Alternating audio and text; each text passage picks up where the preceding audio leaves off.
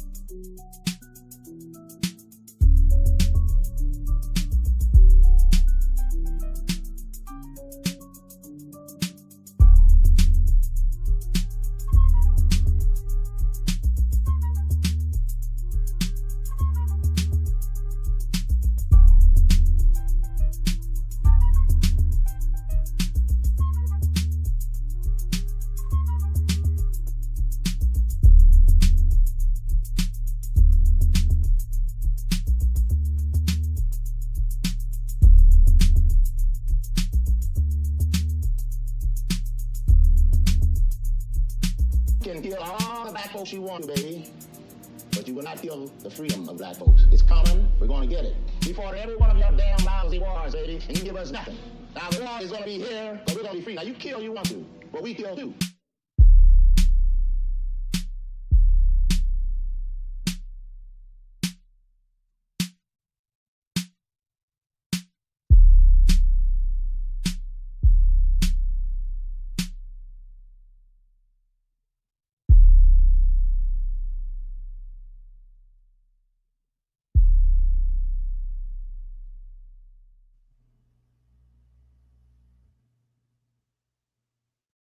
Good afternoon. Good afternoon. Hopefully the audio is clear. Might be good evening. I'm not sure exactly when anybody's going to see this. I just came up just to come up.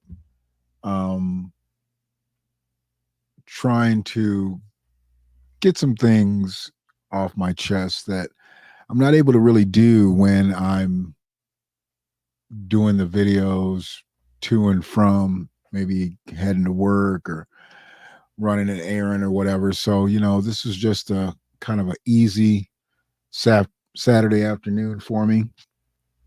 And I wanted to put the disclaimer slide up first because I'm going to play some audio. So I definitely want to claim fair use because this is for educational purposes. And I'm not trying to make money off of anybody's previously recorded audio.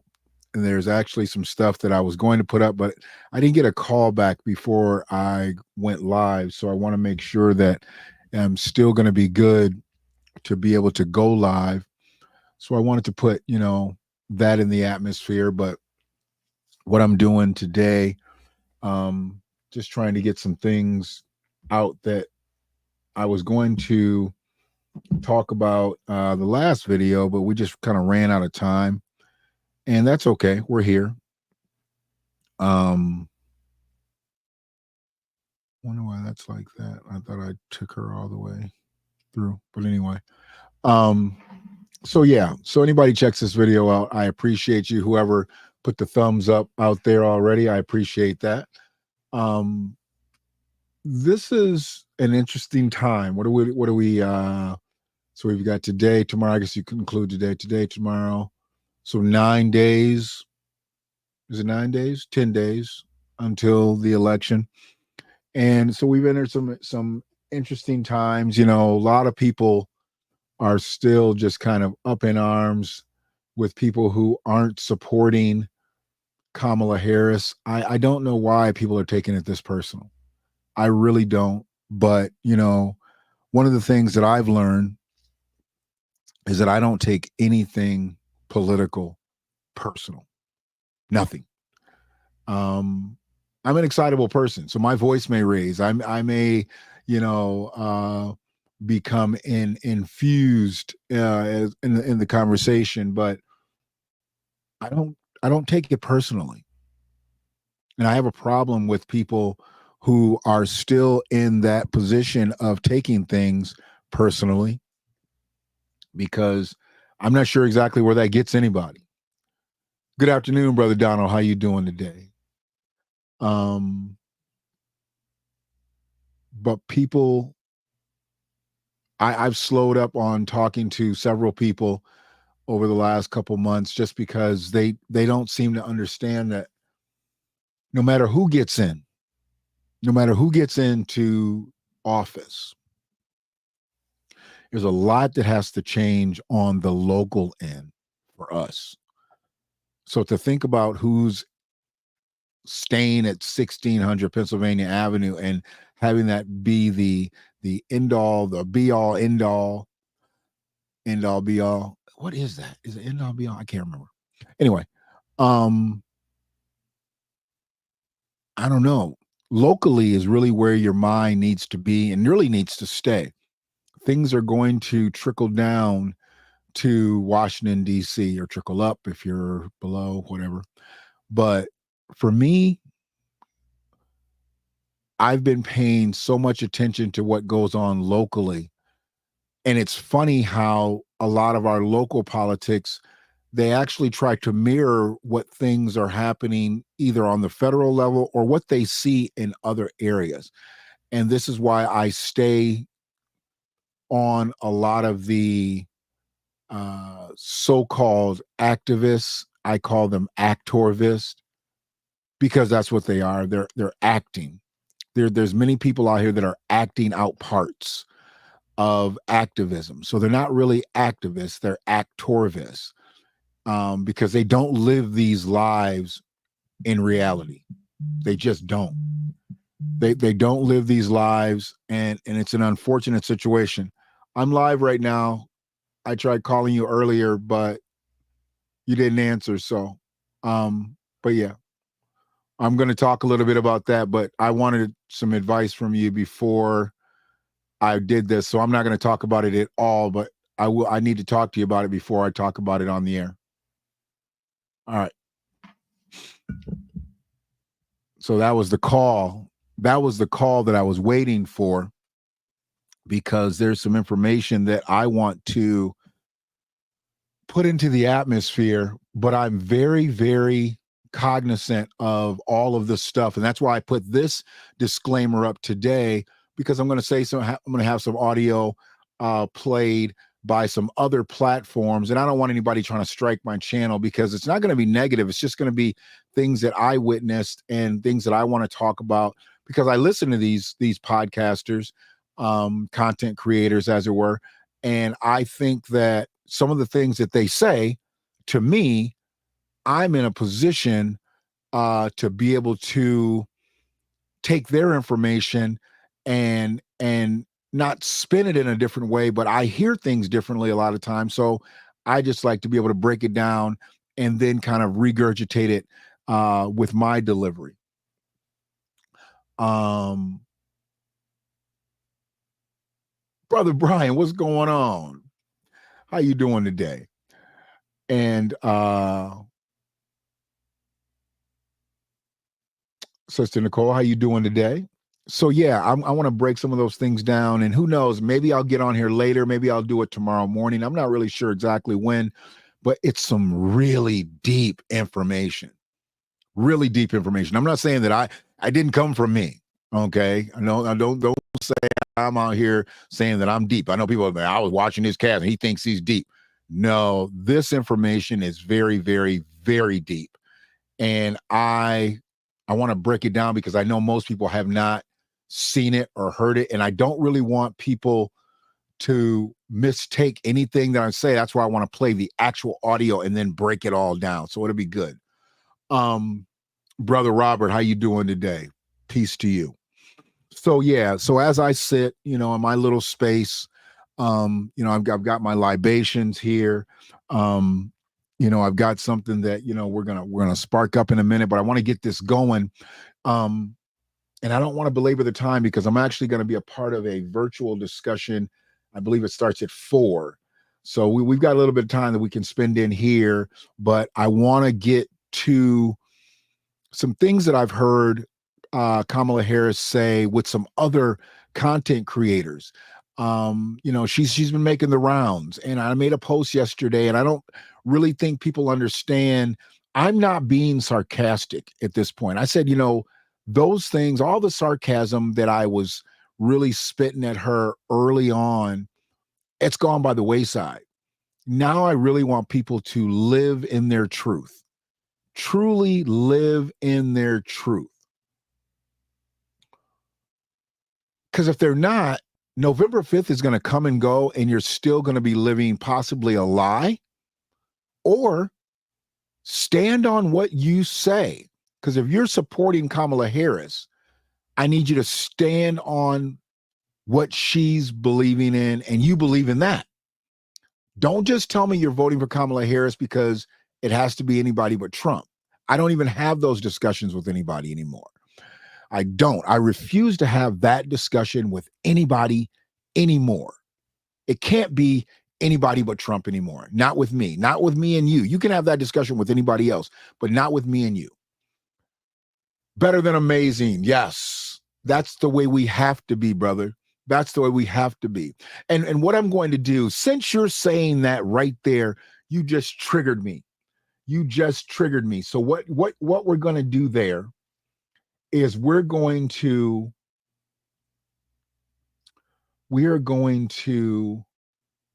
go right to Kamala Harris and Steven Jackson and Matt Barnes. She went on the Up in Smoke podcast. She's been making all the rounds to the large platforms out here.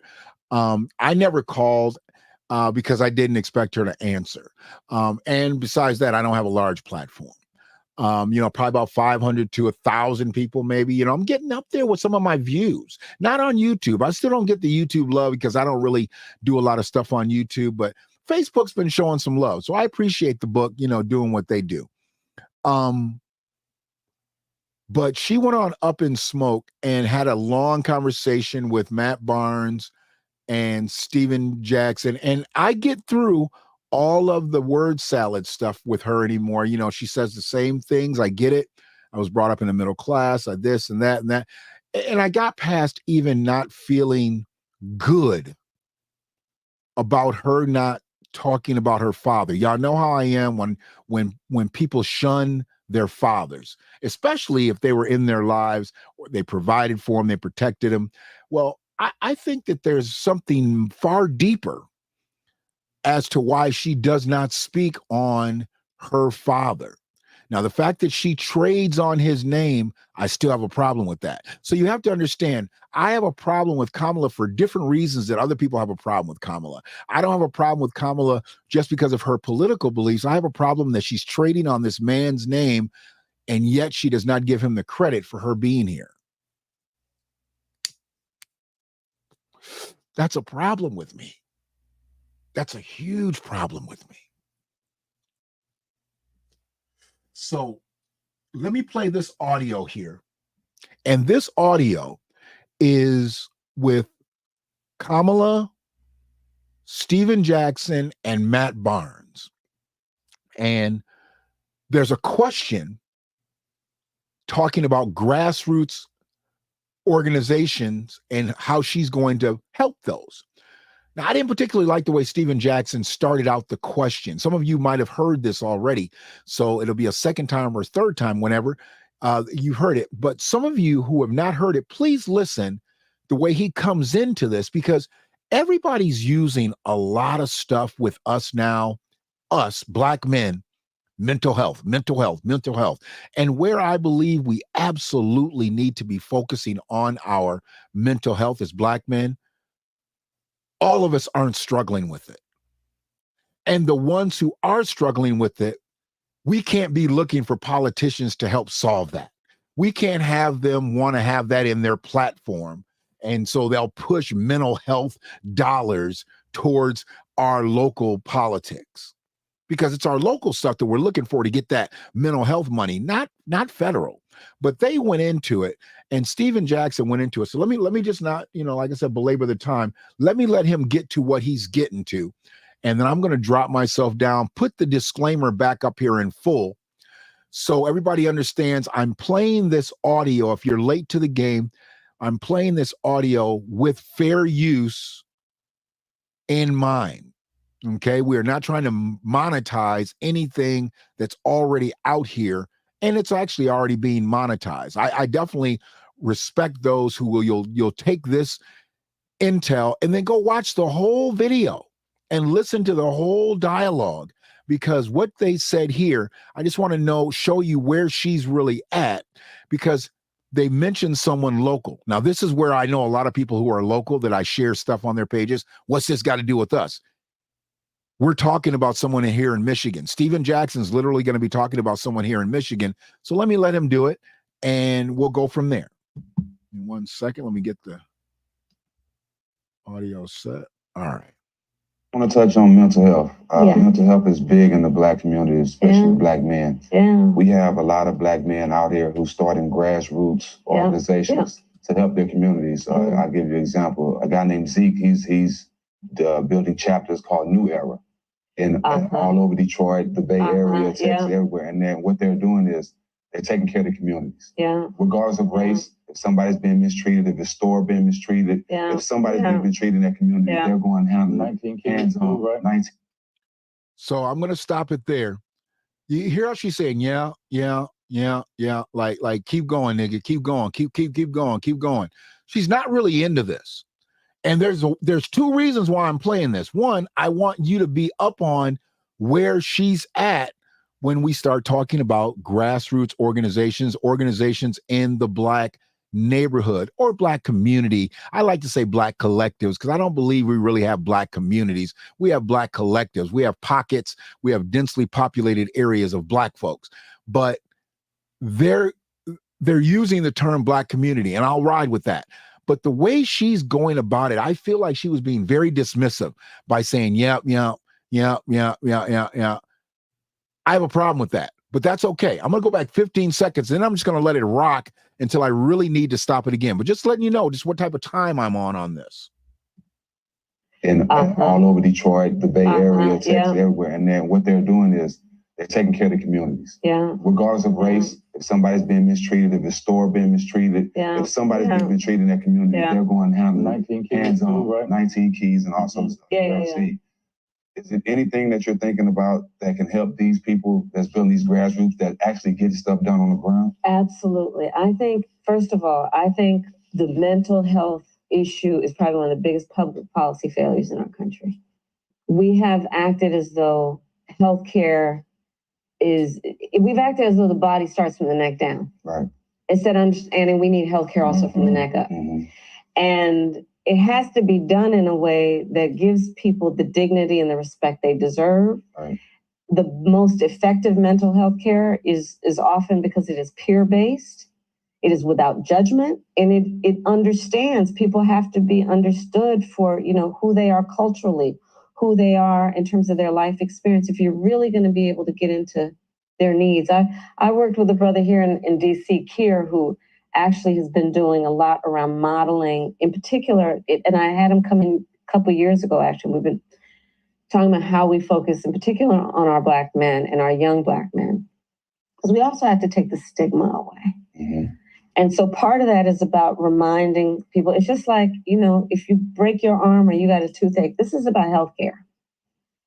And helping people understand it's a sign of strength to ask for help, not a sign of weakness. Right. Because when we talk about mental health care, a lot of it, especially for people who have experienced trauma, we're talking about pain.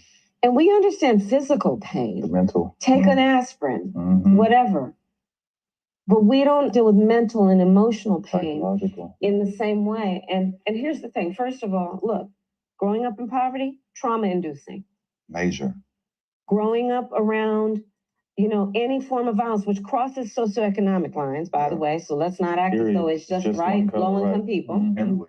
Everywhere. Trauma-inducing. And the thing about it is, when we talk about post-traumatic stress disorder, right? What happens when you've been repeatedly exposed to trauma? Somebody explained it to me years ago. It's oversimplified, but I'm going to offer you this. So imagine you're walking across a busy street every day, and a Mack truck comes by. So once again, I'm not into listening to all the word salad part of it.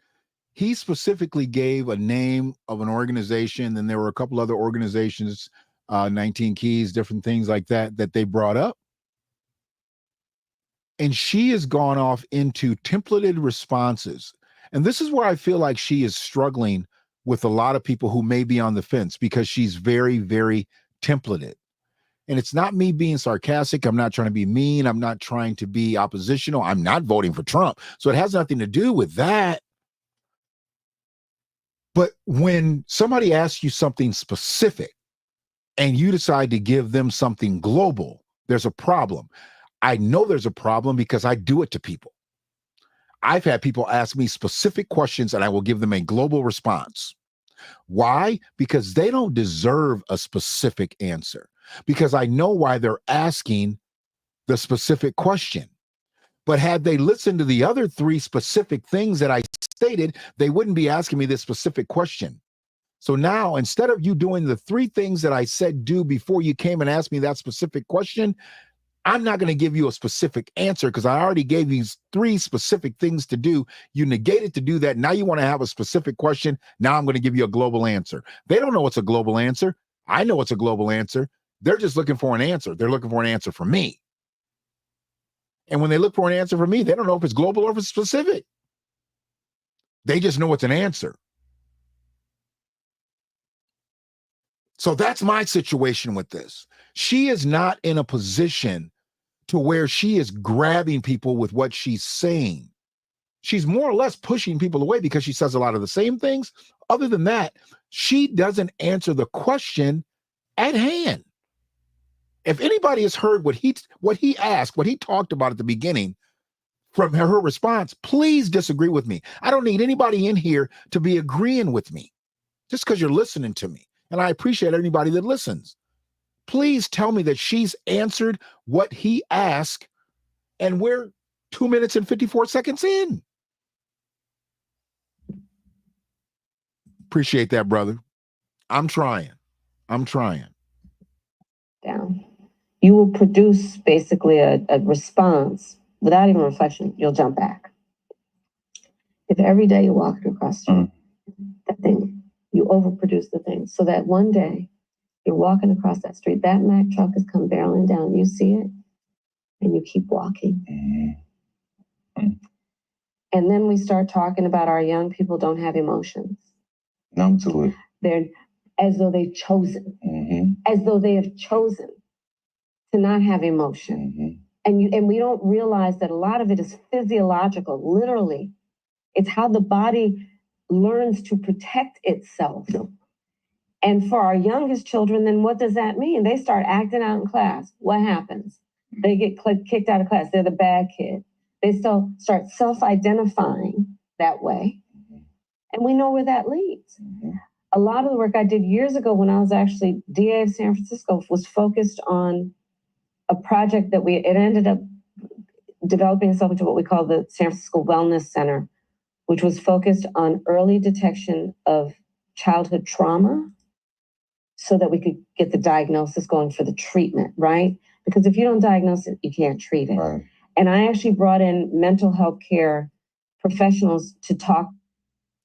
If you don't diagnose it, you can't treat it. But what if you do diagnose it and then you treat it, and what you treat it with doesn't work? Do you treat it with something else? Or are you on to the next case that you're diagnosing and that you're treating? So this is the biggest problem that we have. And I'm going to stop her with that. She has about 56 more seconds left, which really won't make a difference in this clip. But this is where I have a problem. She said, when you let me go back before I stop it. Let me go back and let you hear what she says. When you diagnose it, we treat it. Give me 1 second. On early detection of childhood trauma so that we could get the diagnosis going for the treatment, right? Because if you don't diagnose it, you can't treat it. Right. And I actually brought in mental health care. If you don't diagnose it, you can't treat it.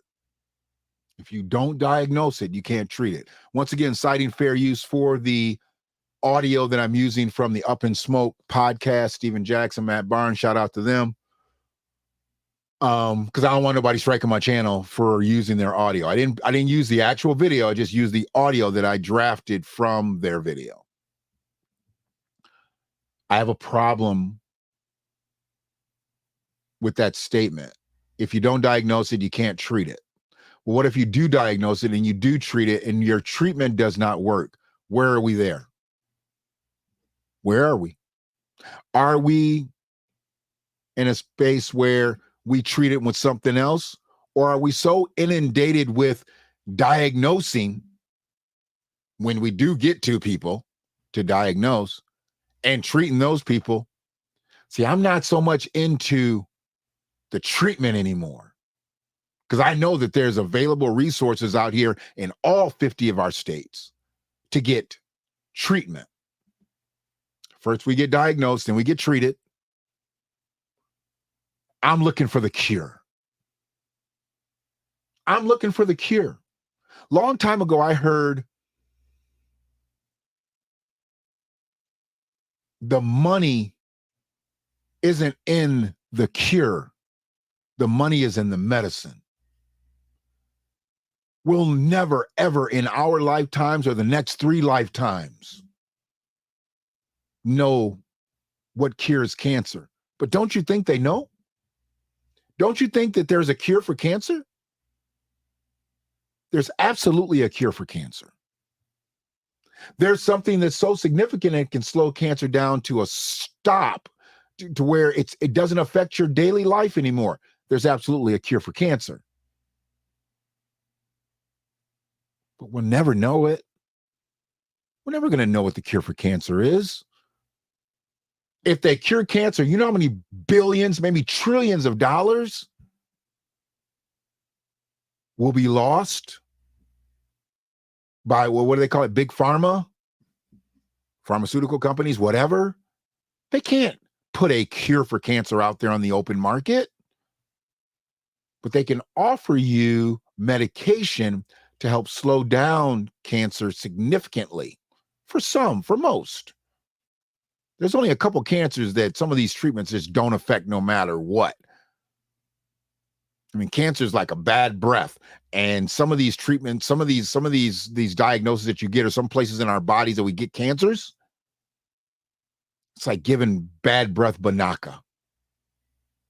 Yeah, you'll shut the halitosis down for a minute. It's still there, but you just don't know it because it's being blinded.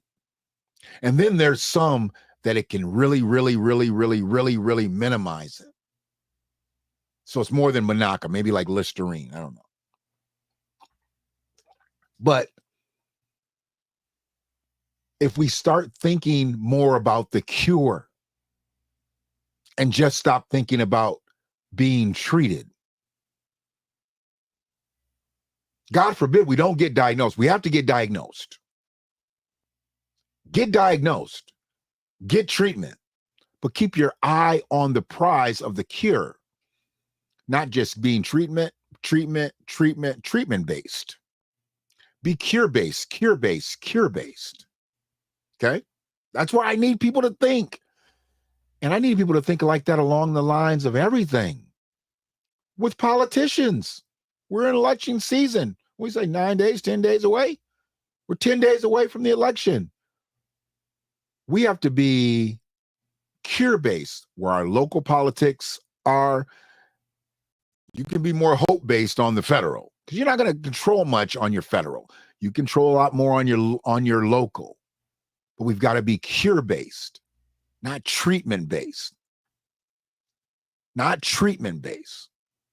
And I don't know anybody's area that's being governed properly on the political level to where they say, oh, we don't need any changes. Everywhere that I know, everybody that I know where they're at, they need some changes locally. So are we voting in the right people? Are we electing the right people? Because the right people will get us to the cure. But if we're just voting in the same people, they're just treatment people. They're not trying to cure your ills. They're just trying to keep you there long enough for every 2-year term, every 4-year term. That's it. Hey, Sister Cosetta, how you doing? The Queen from Little Rock. So with that being said, I want to go to a slide. I feel like we've been brainwashed in so many ways politically. But this is one way that I think we've been brainwashed. And I've brought this up in a couple other videos. I don't really stamp my videos well enough for go back and get the footage all the time. I might try to go back and just scroll and see if I put monolith in the hashtag. But the word monolith comes up a lot in politics. Comes up a lot.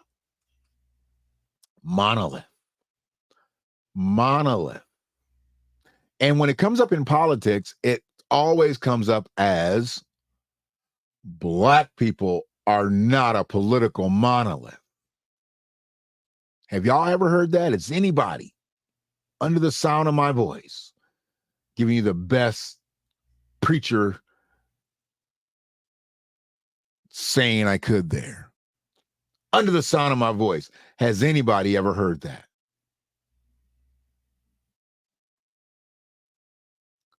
Black people are not a political monolith. You have not? Aisha, you have not heard that? Well, I want to break it down. Robert, you have heard that. Okay. So we got a yay and a nay. And I'm going to take the yay and the nay. I'm going to work right between it. Chameleon has said it. I've never heard her say it. Miss Imhoff said that? Wow. Okay. Well, let's break it all the way down. This is actually the second entry to the definition of the word monolith. The first one has nothing to do with political, but this is where we are. This is where we are literally put into play as Black people. Monolith, the second entry, a large and impersonal political, corporate, or social structure regarded as intractably indivisible and uniform. A large and impersonal political, corporate, or social structure regarded as intractably indivisible and uniform. And those two words that are underlined there, those are some powerful words. Impersonal, indivisible. We know the word indivisible. We used to say that the pledge of allegiance, indivisible. But impersonal is used a lot of times wrongfully too out here. When you hear of a person saying the word impersonal, what does that usually mean when you hear somebody say the word impersonal? I'm going to try to bring that up and screen share that. Impersonal definition. Let me see if I can get that. Yeah. Let me see if I can get that. Oh, there it is. So I'm going to come back in here. And I want to do a screen share.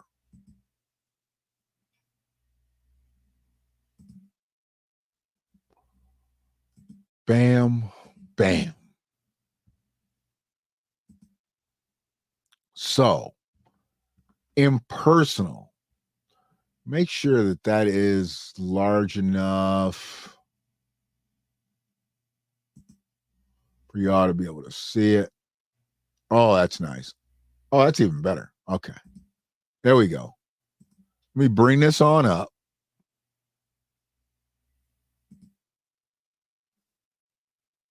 Impersonal. When you think of the word impersonal, and we're going to go back to where we were, impersonal, a large and impersonal political, corporate, or social structure regarded as intractable, indivisible, and uniform. So let's go look at impersonal. Feeling this? Add to the stage. I need to know if you're seeing this. If you're seeing this, this is a beautiful thing. Not influenced by, showing, or involving personal feelings. What did I say at the beginning? People taking these politics so personal. But the one thing that you can be, if you are a monolith, or if you are monolithic, you can be impersonal, not influenced by, showing, or involving personal feelings. Hopefully somebody's understanding that. Hopefully somebody's feeling that, not personally, but on a business side. Similar to neutral, unbiased, nonpartisan. When do we hear the word nonpartisan in politics? Non-discriminatory, unprejudiced, unswayed, objective, detached, disinterested, dispassionate, fair, just, equitable. Equitable. When do we hear about equity? When do we hear about equitable situations? Politics. Balanced, even-handed, aloof, distant, remote, reserved, withdrawn, unemotional, unfeeling, unsentimental, passionless, cold, cool, frigid, unresponsive, indifferent, unconcerned, formal, stiff, rigid, wooden, starchy, stilted, restrained, self-controlled, matter-of-fact, businesslike, clinical, standoffish. Jelly? Is that jelly? How does that word, what's that word sound? Is there? Jellied. Jellied. Extremely cold, icy. That's a different word. Anyways, let me go back. Never seen that word before. Now I got to figure out a way to use it. Impersonal, though. Impersonal. That's what this word means. So when you're talking about monoliths and the word impersonal comes up as part of the definition, you now know what it means. Truly know what it means. Don't be swayed. Don't let somebody sway your feelings personally. You got to be impersonal. You got to be nonpartisan. You've got to be detached from all that bullshit that doesn't matter. Indifferent. You got to be balanced. A lot of people don't talk about monoliths being balanced, but that's what a monolith is. A monolith is balanced. And it's balanced in a political, corporate, or social structure regarded as intractably indivisible and uniform. What happens when you are together? You are uniformed. What happens when you are together? You are indivisible. And if you are indivisible, hey, you are balanced. You are balanced. And if you are balanced, you are indivisible, you are impersonal, guess what?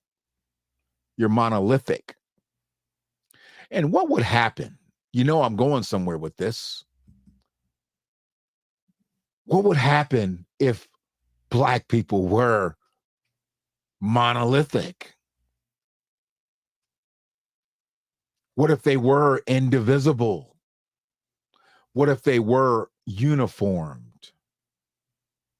See, I might not have 10,000 people listening right now.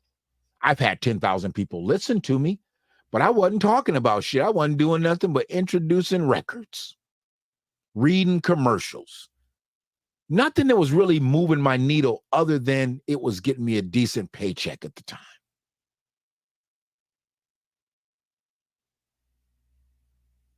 But when I talk about this, I'm not getting any money for this.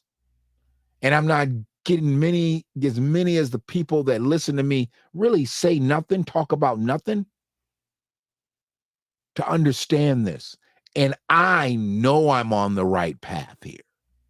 No one has to tell me, you're right, Shannon. You're right on this. You're right on this. Because I know I'm right on this. If we are together, if we are uniform, if we are a monolith, I don't believe anybody can touch us. I don't care about what politicians like to throw out now, which is one of the greatest insults ever. America is a country of immigrants. Because they don't break that down. Because they're only talking about the immigrants that have been here en masse since 1965. They're not talking about the immigrants that started coming over here en masse officially in 1619. But we know there were more that were coming over before that. And we know that there were people that were already here that became slaves. They only like to talk about one type of immigrant. They only like to talk about one type of migrant. And that is an insult. But we don't slow down enough on that to really actually ingest that insult well enough. And I get it. You just keep it moving. But to say that this country is a country of immigrants, unless you break that all the way down to the least common denominator you can, don't say it. Because it's an insult. Because most people think you're talking about immigrants that have come here en masse since 1965, not pre-1965. Appreciate you, brother. Appreciate you. Little crown today. Little Blackberry crown. I'm in my mode right now, man. I'm in my mode of crown, and you got this right up under the keyboard today. Yeah, we here. And granted, it is a big day in my town. Ooh. I didn't realize I had the cord right there. Link my. Hopefully that didn't make a really weird sound. I put on every noise canceller I can for every piece of equipment because I rattle around in here so much. I just don't like it to pick up in the mic. This is a big day in my territory. Appreciate you, fam. Michigan and Michigan State are playing football tonight, 7:30 game time. It's not that I'm not paying attention to the game and the event and the Saturday and the day it is, but I've got bigger fish to fry. See, I miss leaving messages some days because I just have bigger fish to fry. But today, the biggest fish I got to fry is our fish. Like I said, I'm going to jump on a discussion at 4:00. This brother reached out to me and invited me. I negated to RSVP in time. He actually gave me a link so I could do the RSVP. So I'm going to get in there at 4:00. I'm going to listen, hopefully be able to get into the discussion. I don't know exactly how many people are going to be a part of it, but if I am, add what I can, get in where I fit in. And then I got to get out in the street a little bit. And then I'll get back and I'll watch that football game tonight. I'll watch that game. I'll enjoy that game, I'm sure. Hopefully I enjoy that game a little bit more than the Michigan State people.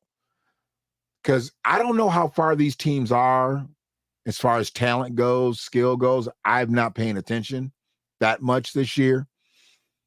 But I know our programs are both not where they want to be, both where they have been. So it should be a dogfight as usual. Last year wasn't a dogfight. I was at that game. I was at East Lansing, my first Michigan State football game was at their stadium. Went there to see Michigan. What's up, Kenny? Kenny will probably watch this at some point. Went up there with Kenny McGee, and we had a great time. What was it, 49-0? Killed them, right? Killed them. It was wet. It was rainy, but we had a good time. And it was a new experience for me because I had never been to Spartan Stadium and watched a football game. So it was a good time there. But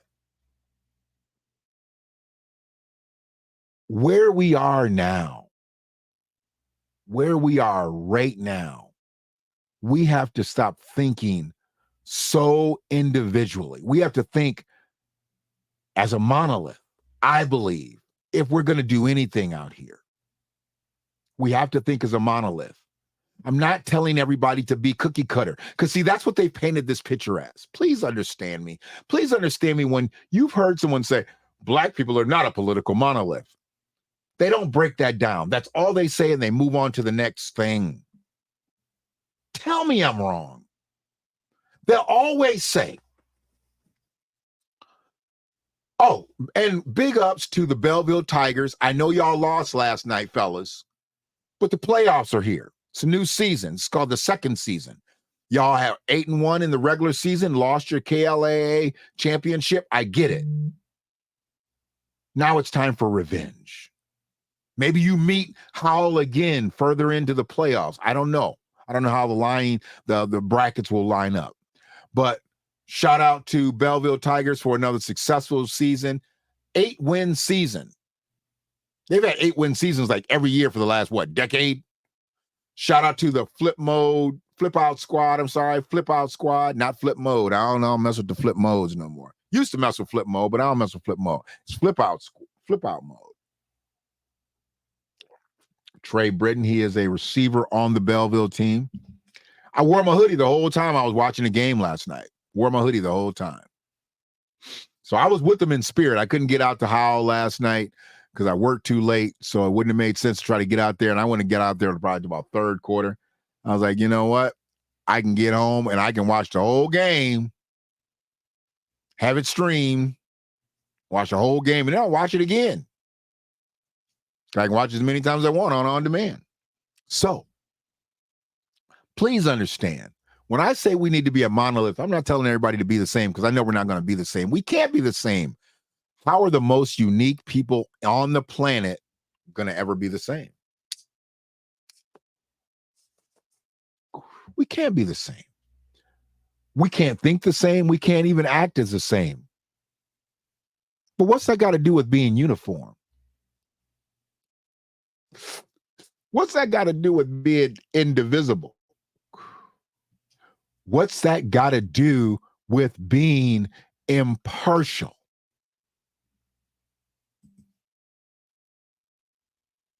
I'm sorry, impersonal.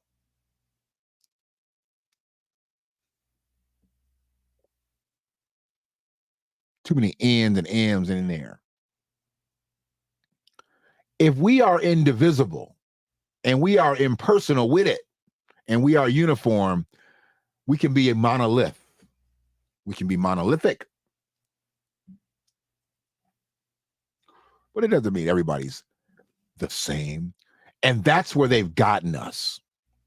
That's where they've gotten us by saying that we're not a political monolith, because they try to make it seem like we don't think the same. Of course we don't think the same. Of course we don't. Let's say about 40 million native Black Americans, right? Native Black Americans, American freedmen. Some of y'all say FBA, some of y'all say ADOS. I don't care what you say. If you qualify to be one of them 40 million, here it is. If 40 million of us are indivisible, we're not all thinking alike. We're not all acting alike. But if we move as a unit because we agree in principle as Native Black Americans, as coined by Dr. Claude Anderson and picked up by Tariq Nasheed for foundational Black Americans, went off into another sphere with ADOS, but we are politically and legally classified as American freedmen. If we act as a monolith, we are the most powerful collective in the United States today. Do y'all realize that? Does anybody know that? Does anybody know that? Here's another person who doesn't listen to the live, so she's calling right now while I'm live. So hold on one second. I'm not going to put her on. I'm not going to put her on Bluetooth. We're just going to let her know that I'm live. Hello. I'm live right now, but I'm answering all my calls because nobody ever expects me to be live Saturday afternoon. So.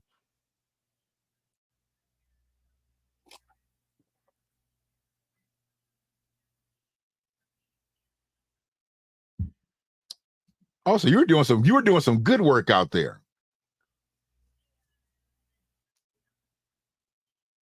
Wow. Well, let's talk about that later when I talk to you, because I have some other stuff that I want to talk to you about. I appreciate it. Thank you. Bye-bye. I don't know why I couldn't hit the phone. I tried to hit it to make it just answer and just be able to yell, hey, I'm live, but I had to pick it up. Wasn't allowing me to do that. Whatever. So I think we're where we need to be if we are monolithic, but with the open-mindedness that no, we are not the same. Y'all got to stop thinking that that's what that means. They brainwashed people to make people think, well, you know, Black people don't all think the same. They're not a monolith. And then people ran with that. You know, Black people aren't a monolith politically. But what if we were? What if we were? What if 40 million Black folks decided to get uniformed, decided to get indivisible, decided to get impersonal? Man, I'm telling you, we'd be something else.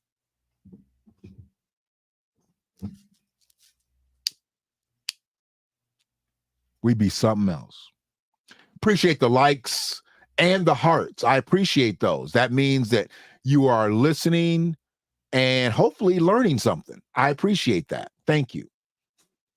Appreciate anybody that's listening on the live right now and they're going to listen on the playback. Because this is what I envision if we are indeed monolithic. This is what I envision.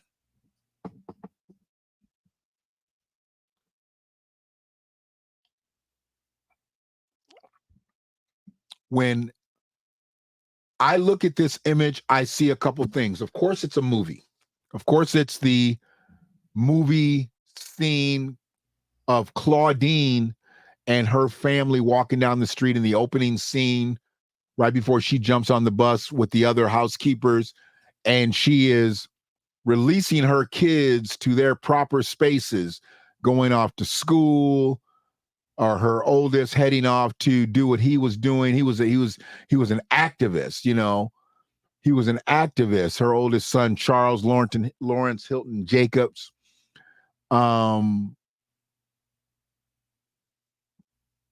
This movie defines monolithic behavior. Because although they all had different thoughts, of course, from Claudine on down to all 6 of her children, they all had different thoughts because they were all different people. The one thing about them was they were indivisible. They were impersonal. If you've seen the movie one time, because I don't want anybody to have had to gone through and seen it about 100 times like I have, but if you've seen it at least one time, I think you'll understand it, because it's not one of the movies that you could really watch and really not be captivated by, because there's so much going on in every single scene. But if you've watched it more than 2 or 3 times, you are digging this like a grave, for real. That's a monolith right there. That's a unit that is working together, although they all don't think alike and don't act alike. At the end of the day, they are indivisible. Her oldest son hated his siblings, hated them. But if somebody would have been messing with one of his little siblings on the street, he would have gotten that ass for real. Same with her oldest daughter. Same with that middle son. That middle son, second from the right, he was the gangster in the family. He was the gangster in the family. Out throwing dice. You know, went looking for Roop after he stood him up on Father's Day. He was the gangster in the family. Yeah. Oh, man. Humbling shit, dog. For real.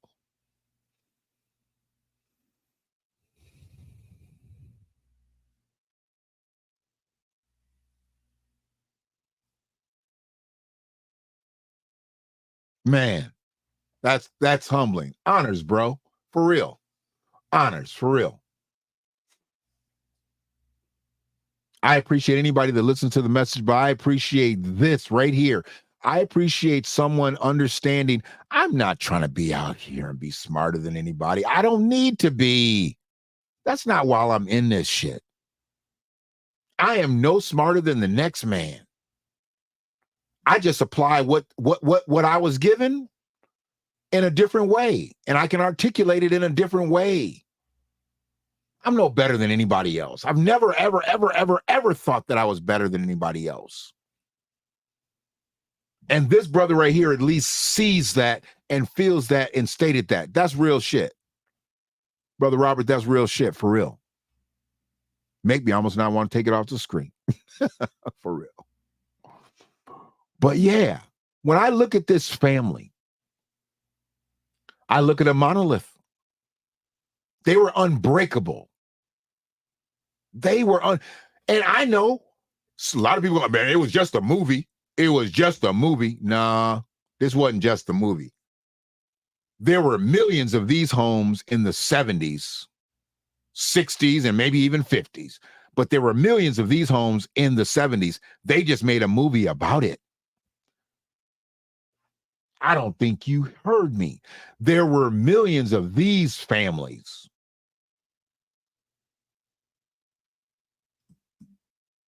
But they just made a movie about it. They just made a movie about the real. Some of the stuff they put out here ain't never happened. Like Black Panther. Black Panther ain't never happened, and Black Panther ain't never gonna happen. But Claudine happened millions of times over. Claudine happened millions of times over, and somebody just happened to make a movie about it. Yeah.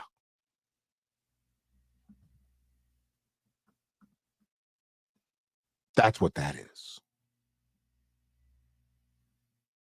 And the only way we win out here, y'all, the only way we win out here, we got to hustle. And I'm not talking about hustling people.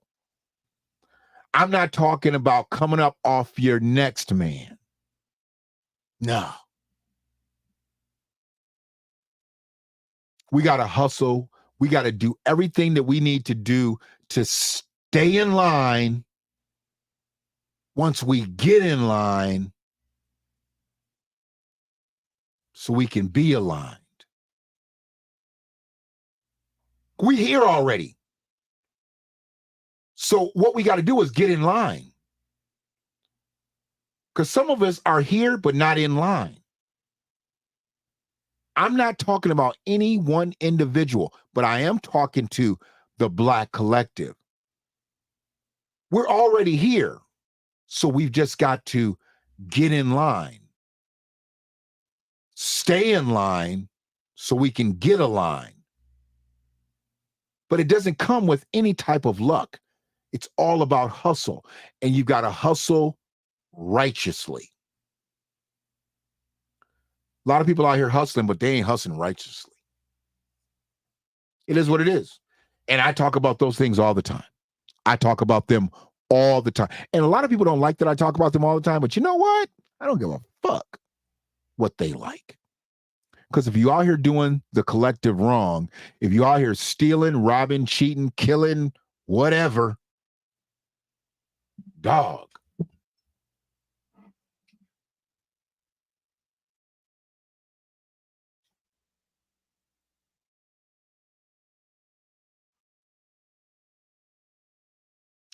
I'm just letting you know.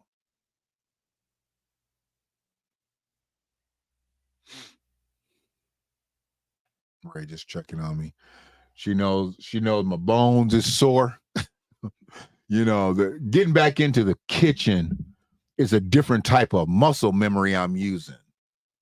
And she checks on me periodically when I be in the house because she knows. I need to get into a hot tub soon now. I need to let my body just relax. Just sit in there for an hour and just let my body just relax. Let them jets hit me. I need to do that. Oh man, hustle and build. Got a 3 p.m. meeting about to walk into. Great class today. I shared to my page. Appreciate you, bro. Appreciate you. That's love, man. That's love. And you shared it. Man, that's love. Get into your meeting. I got to get into my 4, so I'm going to keep this message. Come back and listen to the rest of this meeting, bro. Come back, because I think that's what you done turned it into. You done turned my discussion into a meeting. We got a meeting of the minds. Appreciate you, Sister Cosetta. Appreciate you.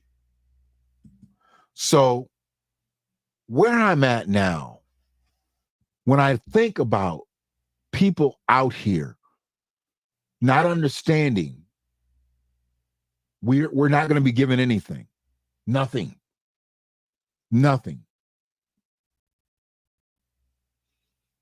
We are going to have to work our way through it. And another word for work I like to use is hustle. There is no luck. We have no luck coming. If we were going to be lucky, we would have been lucky years ago, decades ago, centuries ago. There's no luck coming from a collective sense. But if you hustle indivisibly, impersonally, I think we can get there. Because for most of us, this won't be our ending. This is the next generation of leaders out here. See how excited and enthused this individual is? This is the next generation.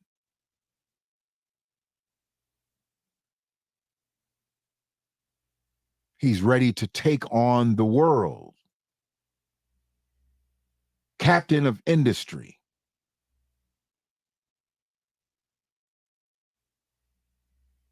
Builder of business. I prefer to be a builder of men. And when I say men, I mean mankind. I don't mean just males and females. You know, I can't talk about not building women up. That's all I had. And had a blended son. If I don't know how to talk to a woman after raising them, being around them, I thought about all the pets that I've ever had in-house, at grandma's house, whatever. They were all girls too. I've never had a boy dog. They've all been girls. 2 cats I've had, girls. What's up with that? Can't even get a male pet.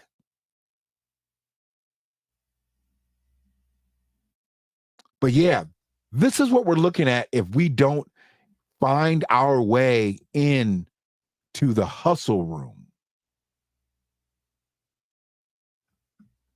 This will just be one of our kids and grandkids' bosses.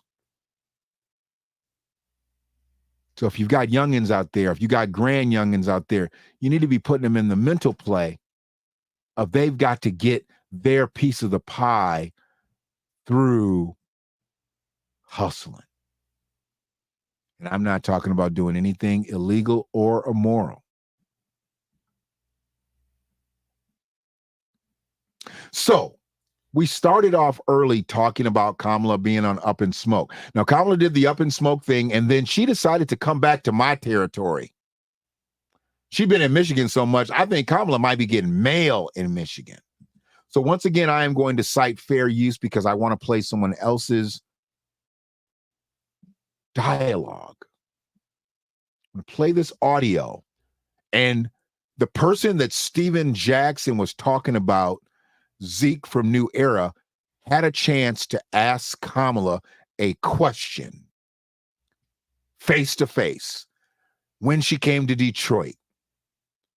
And she talked, and he talked about reparations.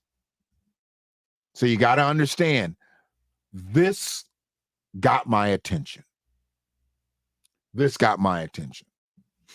Because Kamala had already said back when she ran for president the first time, that was when I was off of her the first time. I'm not just off. A lot of people think that I'm just off of Kamala right now. No, I was off of Kamala in 19.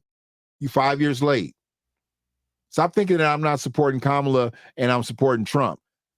I wasn't supporting Kamala back in 19.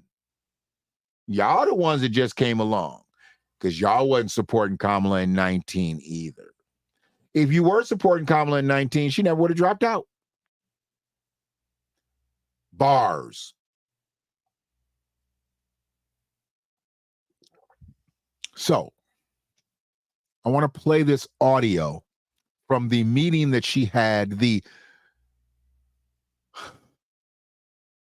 think they call this a town hall too. It was an audio town hall.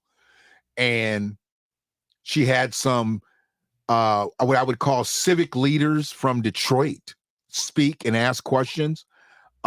Big Zeke, I'm gonna put him on in a minute. But Reverend Kinlock from Triumph Church asked a question. And hopefully I won't spend too much time because she's not going to go too far different. She just goes way off the rails when he asked about reparations. And I want you to hear it so you can understand. I have nothing against her. I just have something against what she does not stand for. So let me get that right. Let me get it right up in here. Hopefully y'all doing good still. Appreciate y'all still being in the mix with me. Appreciate y'all still being in the mix with me. In 1 second here.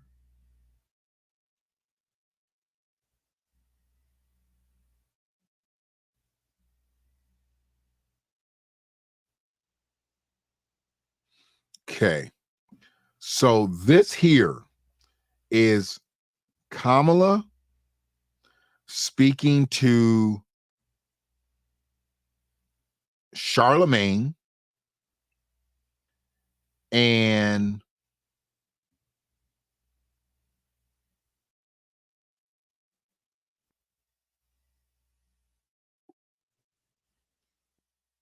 Big Zeke from New Era Detroit asked the question.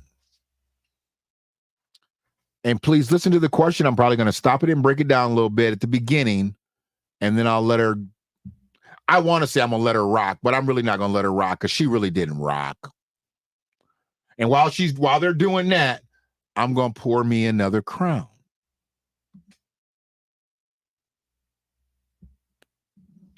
Zeke, this is my man Zeke. He's the president and CEO of New Era Detroit. He wants to talk to you about your blackmail agenda for the black community. Just your agenda for the black community, period. Zeke, what's up, brother? What up, though? What up, though?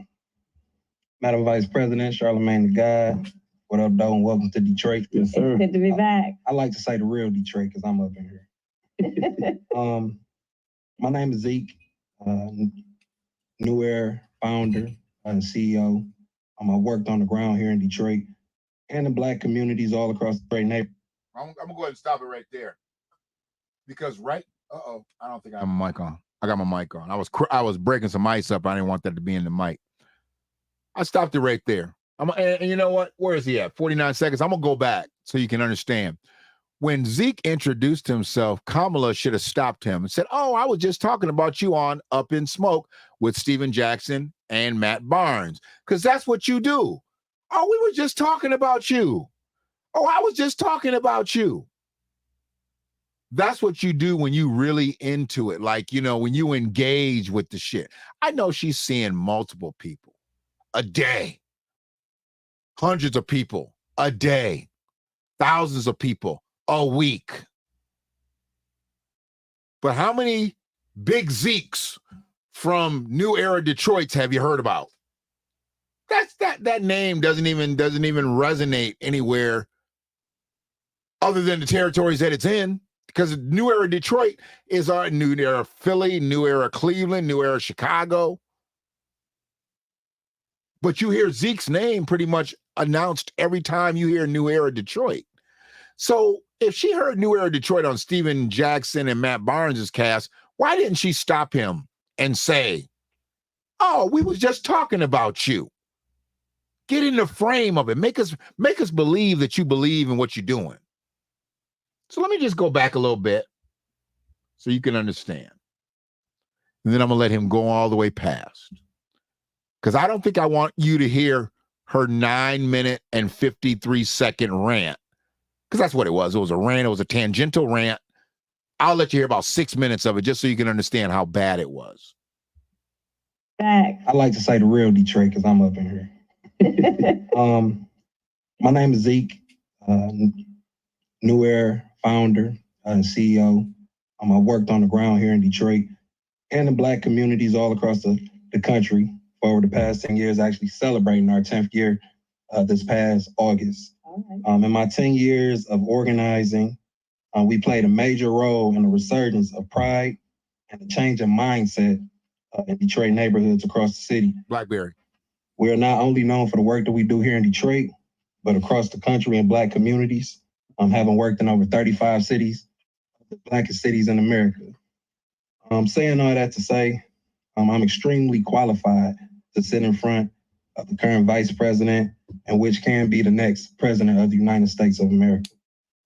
As I pose my question to you, I would first like to make it known that I don't have any emotional connections to politicians. I believe that this is one of our biggest flaws in the current political process. I view politics as a business, and America is one of the biggest corporations in the world. With that being said, I'm here on behalf of the business of the Black community. With all that Black Americans have been through and contribute to the success of America, I feel that there should be an in-depth investigation or evaluation of the lack of resources and current living conditions in Black communities nationwide. My question to you is, what's your stance on reparations? We all know that America became great, off the backs of free Black labor. How progressive are you on making it a priority and righting America's wrongs? It's understood that you are running for president for all people of America. Asking for specifics for Black communities doesn't mean don't do for others, but Black Americans are heavily asked to vote Democrat in every election for over half a century, with very little in return. What are your plans to address these very important issues and change that narrative? Thank you, Zeke. I appreciate it. Now, I personally have heard Zeke speak 50 times minimum like that in front of groups of people, having his messages written down or at least memorized to the point they were very, very, very, very, very calculated.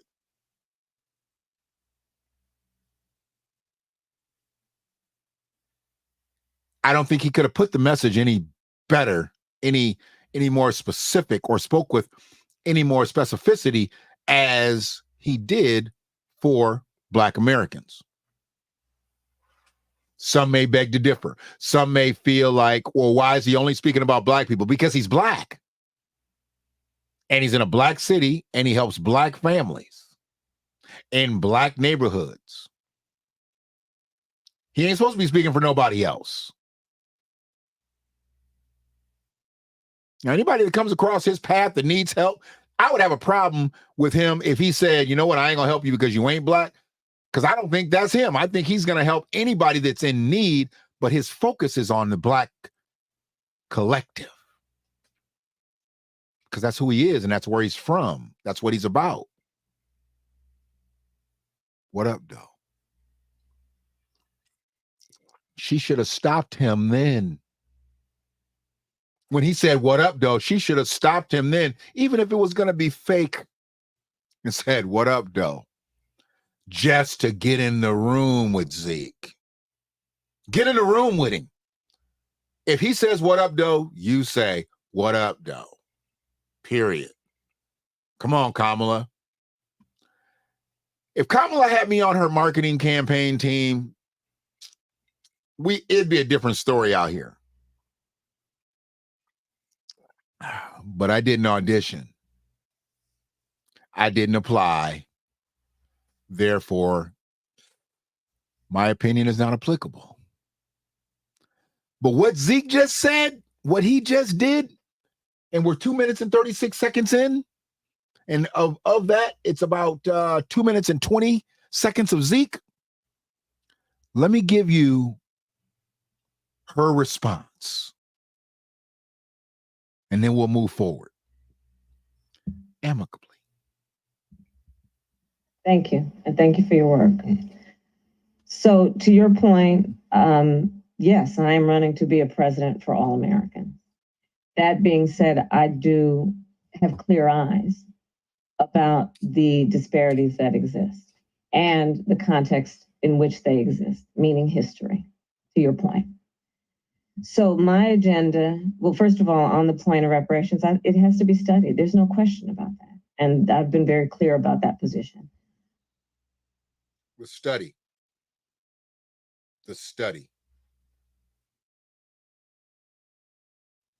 She thinks it should be studied.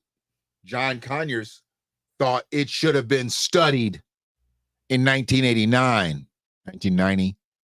1991, 1992, 1993, 1994, 1995, 1996, 97, 98, 99, 2000. 2001, 2002, 3, 4, 5, 6, 7, 8, 9, 10, 2011, 2012, 2013, 14, 15, 16, 17, 18, 19. Y'all do remember what she said in 2019. I'm not going to play it because I don't want to disrupt the audio.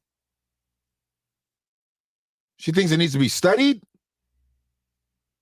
She said 3.5 years with Biden, 3 3/4 years, 3 11/12 years with Biden.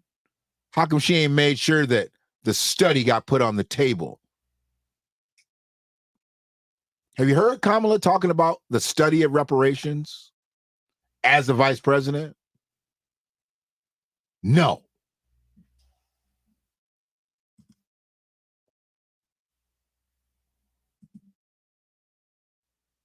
Oh, she's got to win, and I don't think she's winning on a mass level.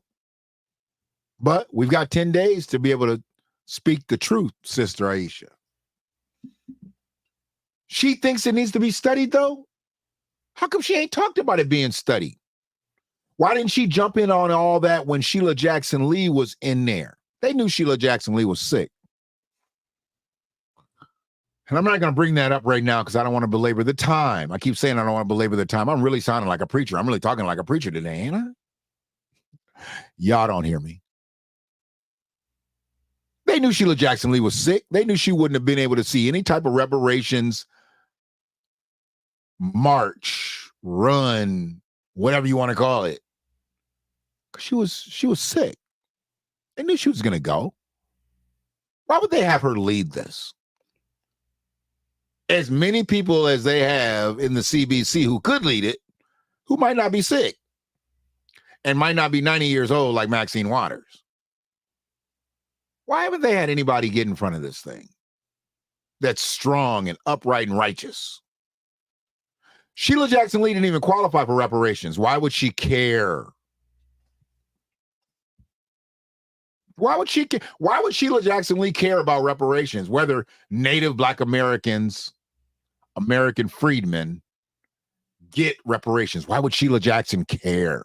She didn't qualify. Look, there are 2 Shannon McFalls in the world. Actually, as a matter of fact, there's several that I know now. I've seen Facebook accounts. I believe there's like all different people, but I know that there's another Shannon McFall definitively, and it's a woman. She used to get my mail. I used to get her mail when I was in Georgia. I still got some of her mail every now and then, but I knew it wasn't for me because it was like Maxi Pad and tampon advertisements. Back in the day, way back in the day, junk mail. I'm like, oh, they think it's Shannon McFall. They think it's, Shannon's a female name. No, I remember there's another person named Shannon McFall. Yeah. But it wasn't me. So I don't get mad at the companies that are sending this stuff. It's just by name. It's just by name. They didn't know me. They weren't sending. They didn't think, hey, you know what? He'll get these advertisements and then he'll give them off to his female friends. I don't talk about that stuff with no woman. I never talk about female products with women unless I've been sent to the store to get them.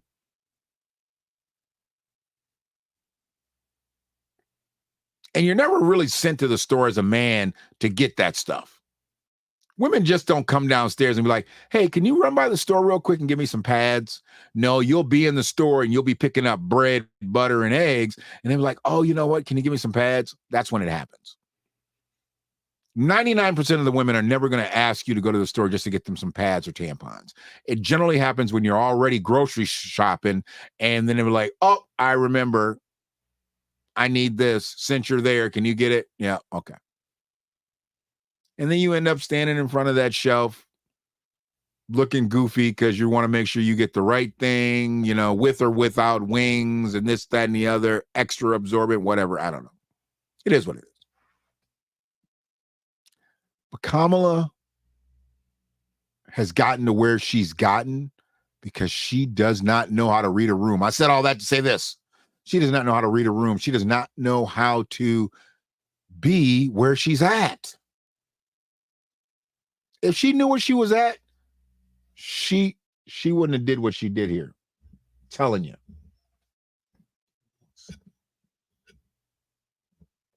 Just listen.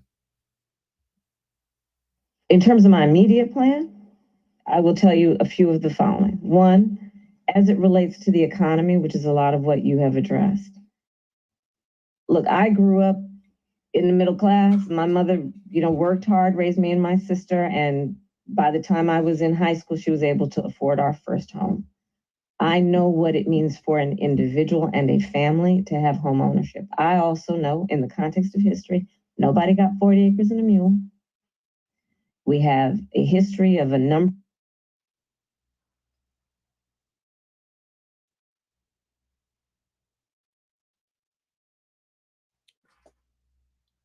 She said she knows nobody got 40 acres and a mule.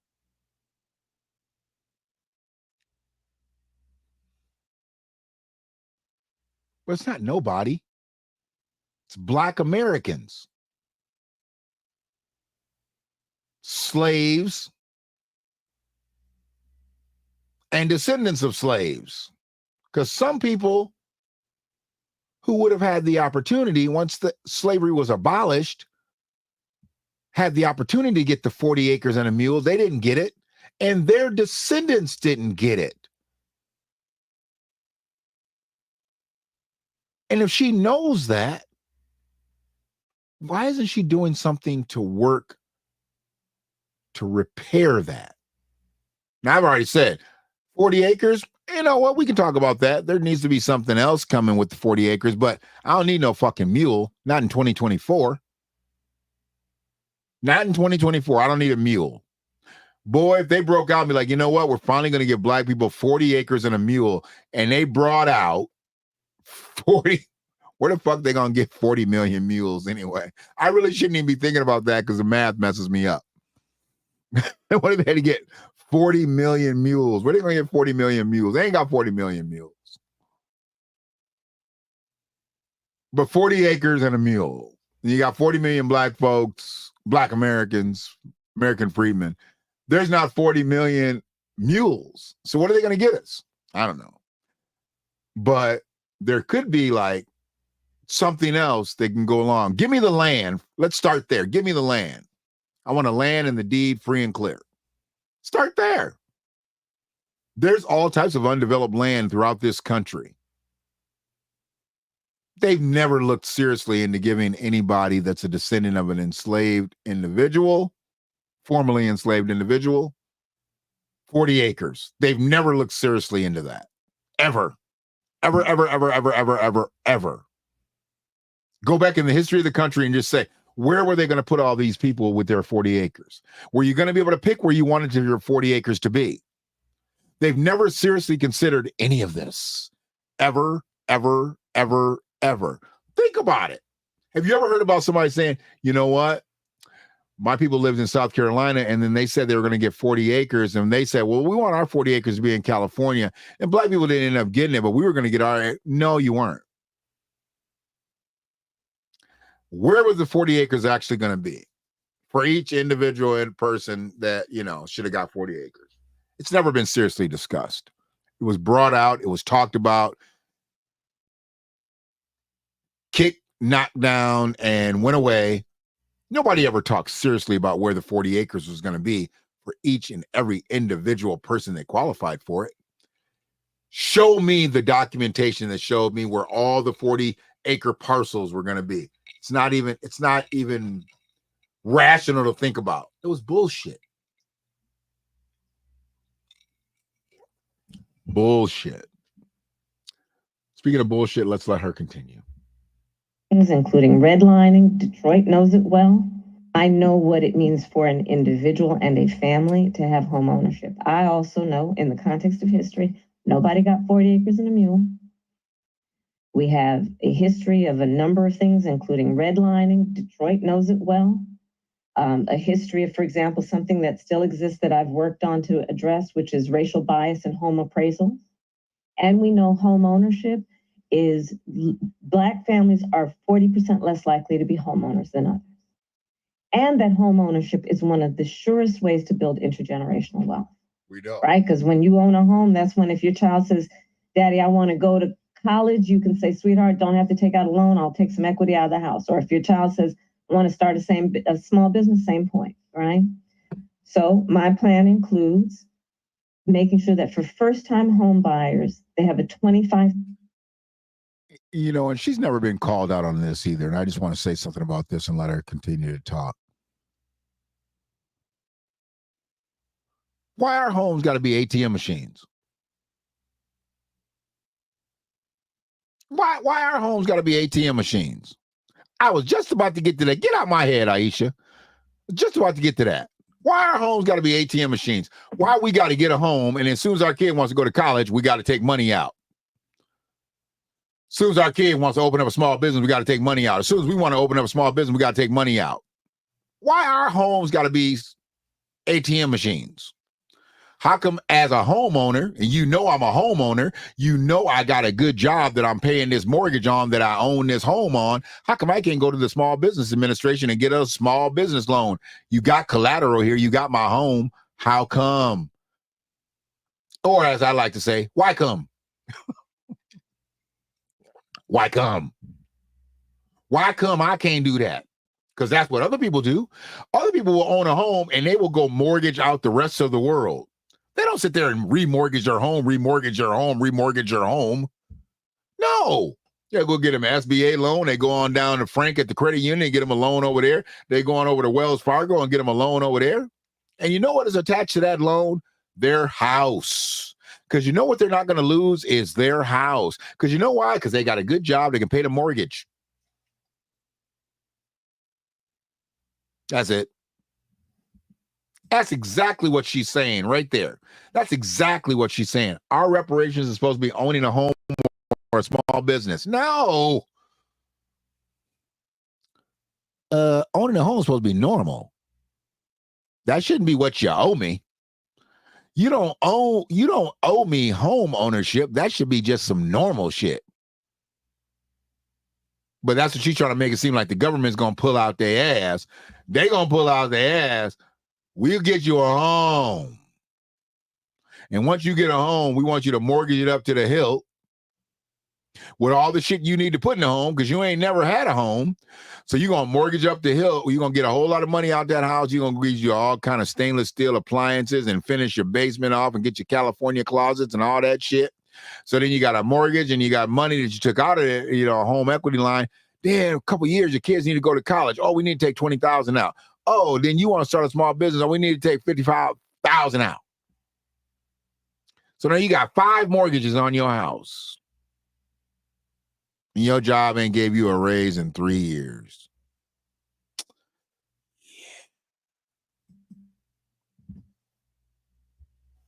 $1,000 down payment assistance to just get their foot in the door. Want to get you the house. Want to start a small business, same point, right? So my plan includes making sure that for first-time home buyers, they have a $25,000 down payment assistance to just get their foot in the door, because we know folks will work hard, they'll save, and pay that month. Do not put your foot in the door. You put your foot in the door, they're going to shut the door, and they're going to break your foot. Once they break your foot, you can't work. You can't go to work once they break your foot. And if you can't work, and they didn't break your foot at work, broke your foot at your home, you don't qualify for workers' comp. You don't qualify for workers' comp. You ain't got extra resources in the bank to be able to pay your mortgage while your foot's broke. Oh, you're going to lose your house. Mortgage. Second point is to bring down the cost of housing generally, because one of the issues is we have a housing supply shortage, and so that's about working with the private sector. In terms of our small businesses, which are part of the backbone of the economy of the Black community and part of the backbone of America's economy writ large. My second mother, the woman who helped raise us, was a small business owner. I know who our small business owners are, and I have convened Black small business owners way before I was running for president in my official office at the White House to talk with young entrepreneurs, mostly young, about the work that they are doing that is about clean energy work, technology, as well as the traditional, whether it be a barbershop or a restaurant. One of the big issues facing Black entrepreneurs and Black small businesses is access to capital. Because unlike my opponent, who got handed $400 million on a silver platter and then filed bankruptcy 6 times, don't forget that, calls himself a businessman. Not everybody has access to the capital, but we know in the community we do not lack for ambition, aspirations, dreams, hard work ethic. And so my work has been as vice president to increase billions of dollars into community banks. And as vice president, part of that work will also be to change the tax deduction for startup small businesses from $5,000. Yeah, I do remember when I did. I know most of you don't. I'm acting like I'm a big platform out here. So I did a stream several months back regarding her giving all this money to Black banks. There's not that many Black banks, or even giving money to banks that would cater to Black businesses. There's not that many that do that either. It turned out to be a total fraud. It's not me saying it. Y'all can say what you want to say. I do know a couple people around here, and I've got a couple of numbers saved, a couple, saved in my phone, a couple written on some, notebook paper. I got a couple phone numbers, written on some bills that have shut off notices that I'm never going to open. And I've got a couple numbers written on business cards that I no longer work at those businesses, but I just write numbers on them just so I can have people's numbers. But in all seriousness, I talked to the president of a bank here locally. He's literally the president of a bank. And he told me, dude, one of those people that you called out, one of those banks that you called out, I know the president of that bank. And I called that bank, Shannon, and I told him what you said.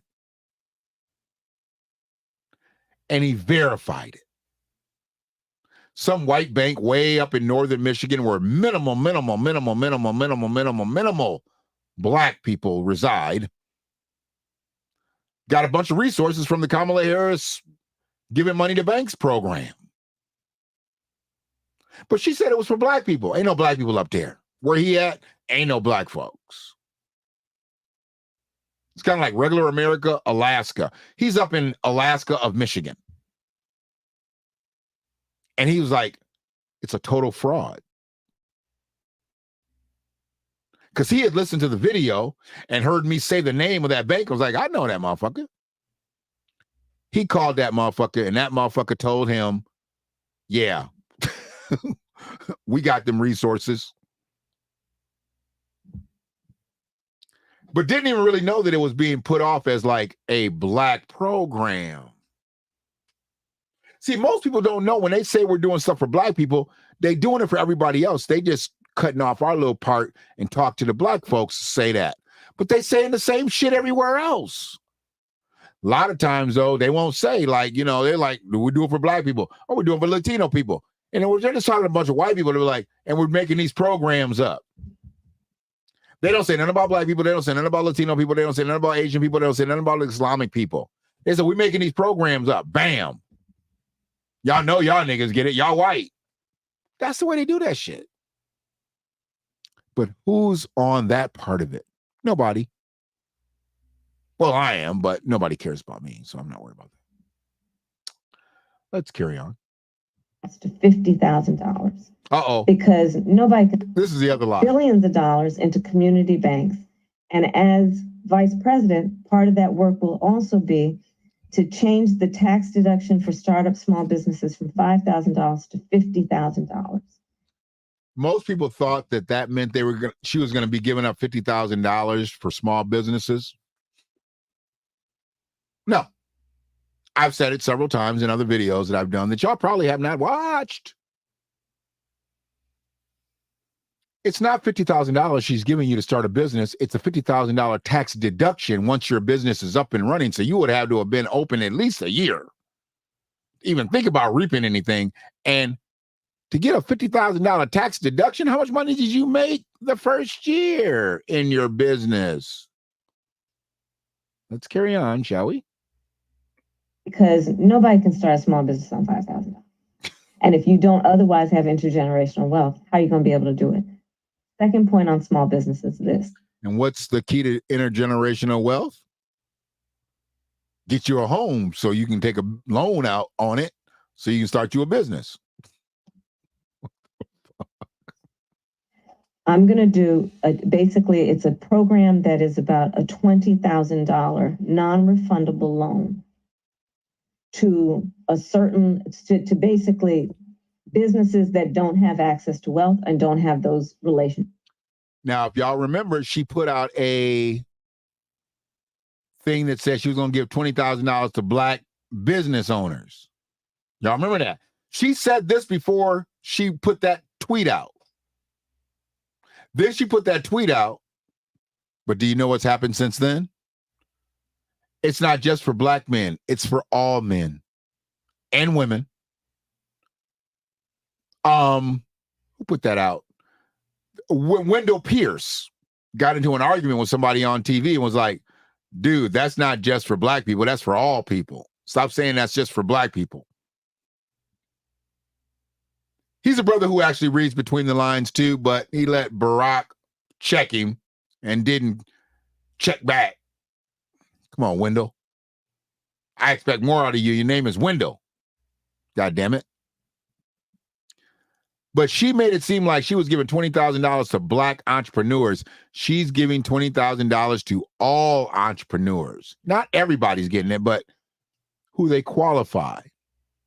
Now that minimizes your chances as a Black man or Black woman getting that, because it's not just going to be Black people getting it. It's going to be all people getting it. So your chances just shrunk. You went from the Powerball to the Mega Millions to the 3-digit, 4-digit. You better play it two-way. Which is going to directly impact a lot of small business, Black-owned small businesses. That $20,000 non-refundable loan is what would help somebody if they need to buy equipment, right? If they need to buy an extra truck, depending on what that business is, which we know that's a big part of what holds back our small businesses. Just having enough capital to actually pay for the things that allow you to then put your hard work into play to actually grow your business. The other piece, and this is something that is critically important, is to see Black folks, and in particular Black men, as a whole human being, and understand that we are talking about sons, we are talking about fathers, we are talking about grandsons, we're talking about grandparents, we're talking about uncles. And so I say that as a preface to say two other things, and then I'll keep going. One, to deal with, I mean, She said, I'll say that, and I'm gonna keep talking, nigga. She said, I said that, and usually when people say that, and I said that, and I'm gonna stop right here. She said, I'm gonna say that, and I'm gonna keep going. If y'all didn't hear it, here it is again. It's a great Kamala drop. We are talking about fathers, we are talking about grandsons, we're talking about grandparents, we're talking about uncles. And so I say that as a preface to say two other things, and then I'll keep going. One, to deal with, I mean, you like that? You caught that. In all seriousness, that's nervousness. That's nervousness. When a person talks like that, and she said that, she didn't stop herself. Charlemagne caught it because he's listening intently. Because that's his job as the interviewer. He's getting paid a lot of money to listen to Kamala Harris and come in at those particular points. That's his shtick.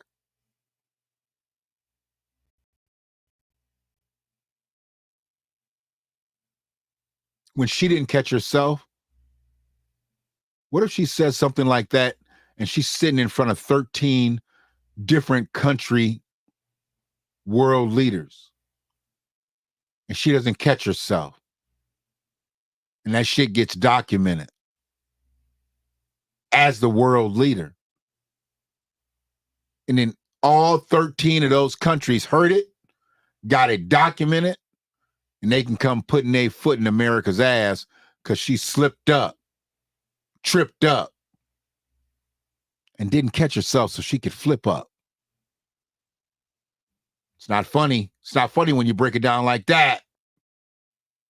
It's funny when we listening to it right here.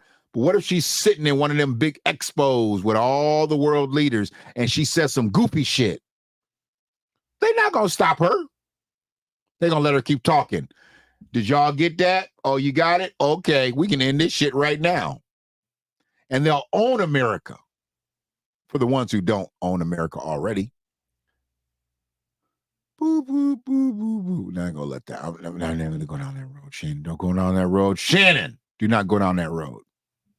This right here is prophetic. This audio here was 9 minutes and 53 seconds long. We are 7 minutes and 24 seconds into it, including Zeke's question. Have y'all heard her talk about reparations yet? Have you heard Kamala say anything about reparations during this whole time? If you've been here this whole time, have you heard her say anything about reparations? Aisha hadn't. Because about a minute before I shut it down, about 6:24, Aisha was like, reparations, ma'am.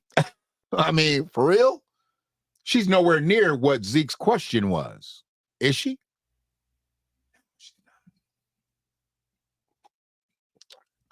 But we're all in this. We're 10 days away from the election. We got more of the same there. Let me break down another question that was asked by another community leader in the city of Detroit, and that was Reverend Kinlock. I thought this was really good. This is about 3 minutes long. I think this is the question and the answer, 3 minutes long. I don't know how she did that, because that was 9 minutes and 53 seconds. I didn't even play it all. Good Lord, y'all. Hold on. Solomon Kinlock Jr., I want you to meet him. He is the senior pastor of Triumph Church. Where's Reverend Kinlock? See, that's what happens when you don't have somebody that's from Michigan. Let me put the disclaimer back up here. This is what happens when you don't have somebody from Michigan. Charlemagne should have known. Charlemagne should have known who Reverend Kinlock was. Reverend Kinlock is a boss. Boss. B-A-O-S-S. He is a boss. Reverend Kinlock bought Northland Mall, y'all.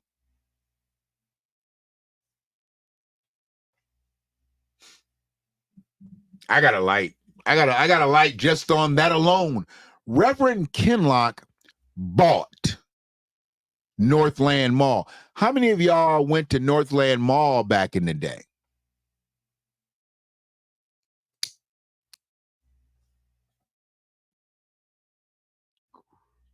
Till right before its closing days, I shopped at Northland Mall. Reverend Kinlock bought Northland Mall.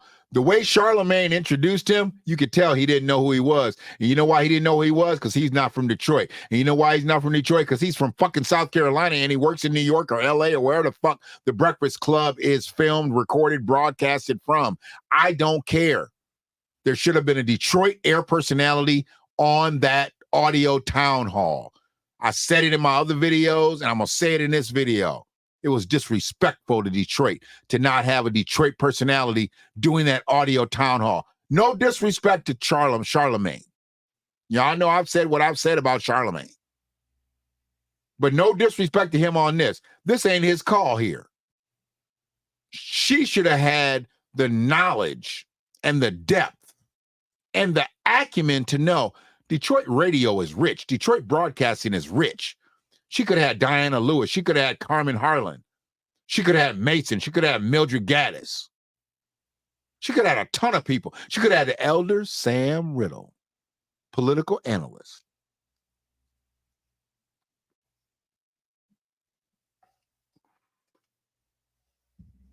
Mr. Giles, what's good with you, baby? Oh, you got you a new page? It's at 3 Ps. Michigan's 3 Ps. That ain't the same name, nigga. What'd you do with that name? You get a new page? Yeah, something happen? Somebody's They doing some weird shit out here with these formats. That's why I'm putting up the disclaimer. Let everybody know it's all about fair use. Fair use. Somebody tap into my shit. Or what that nigga tell you using my shit? No. Fair use, bro. Fair use.